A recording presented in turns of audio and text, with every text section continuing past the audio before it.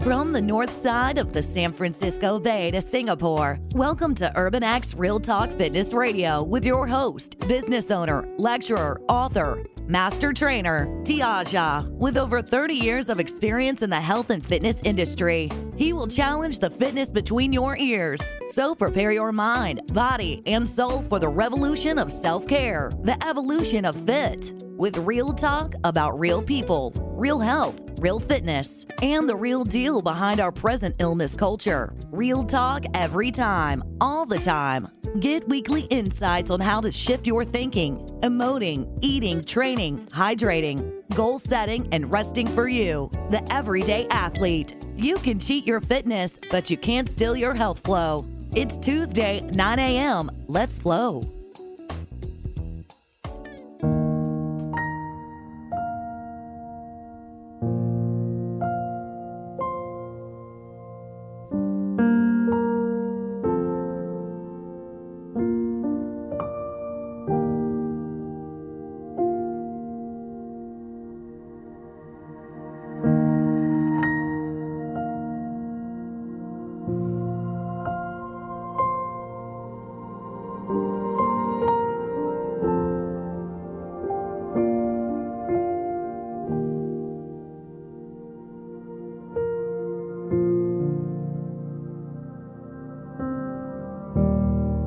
Welcome to Urban X Real Talk Fitness Radio, where we challenge the fitness between your ears. I'm your host, Tiaja. So you think you're not pretty, or you're handsome enough, you're not rich enough, or you're too small, or you're not smart, or talented enough.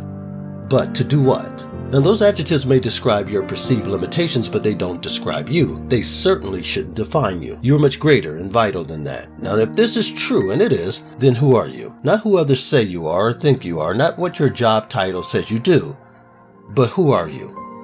Now, contrary to popular belief, you are who you are because of the way you've interacted with your environment. In other words, you are a series of steps and choices you've made for your life. Now, the new science tells us that this does not happen according to a fixed blueprint incised at conception into our genes. Rather, it happens because of the way our genotype interacts with our environment, stimulating responses in our core physiological processes throughout our lifetime. Now, consider that. No, really consider it. Imagine the person you could have become had you turned a different corner. Think about that for a minute. What dreams have been deferred or derailed, not by a lack of opportunity per se, but by the very choices you've made, decisions you've never made, or gifts and talents that were never developed or even used? Where would you be relationally or emotionally or physically or financially? No doubt, living life on your own terms breeds greater feelings of fulfillment as well as happiness, even peace. Yet the irony of life is, though you may not be on the correct path, there are moments and there are hours and days when you get a glimpse of your authentic self, your real face, the one you were born with, not the one the world fashioned or your choices created. The mask you put on every morning may allow you to cope with reality or even garner a measure of success. But at the end of the day, every cell in your body knows you're living beneath your privileges, that you're living a lie. Such inauthenticity shows up in our lives physically as chronic inflammation, as illness, and later chronic disease. It shows up emotionally as depression and unhappiness. It shows up spiritually in our inability to authentically connect with others. So we suffer in silence, and we die 1,000 deaths every day, alone. Now imagine the person you still could become with the proper self-reprogramming. Now I realize that in your mind you think you have lived more days than you have left, but what if that is true? What then? Are you going to leave this plane of existence satisfied and fulfilled knowing you were just a wife or a husband or a parent or a grandparent or friend only? If the only thing people can say about you when you're going is that he or she was a good person, will that be enough? Should it be?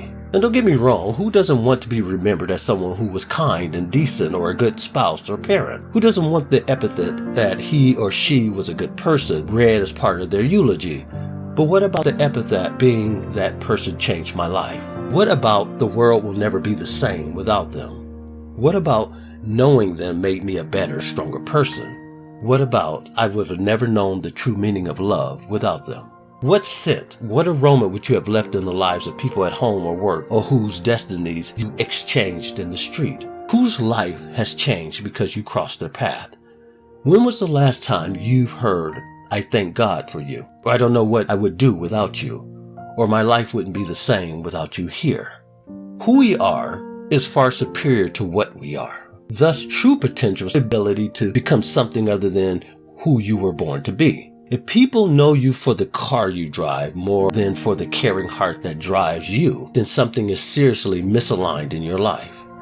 If you're known for the job and position you have more so than for the work you do and the way you've positioned yourself in the lives of others, then your gifts have been sorely misappropriated. Sure, there's nothing inherently wrong with the acquisition of things, but if your things define you, then don't be offended when the world discards you as just another thing that existed. Fact is, the world may remember you as insignificant, but the universe never will. That's because the universe knows who you are. It has always known. The still small voice that often tells you when something is wrong also lets you know when something is right. Not feels right, but is right. We can never trust our feelings as crafted by our choices because they can be easily deceived. Thankfully, deep down inside, we always know the difference. Still, the question remains, who are you? Once upon a time, you wanted to know the answer to that question. What happened? And what happens from here? You may have lived more days than you have left, but it's never too late to seek, then love your real face. Truer words may have never been spoken. Dear friends, I wish above all things that you prosper just as your soul prospers. You've been listening to Urban X Real Talk Fitness Radio with your host, Tiasha. Until next week, as always, walk in health and peace.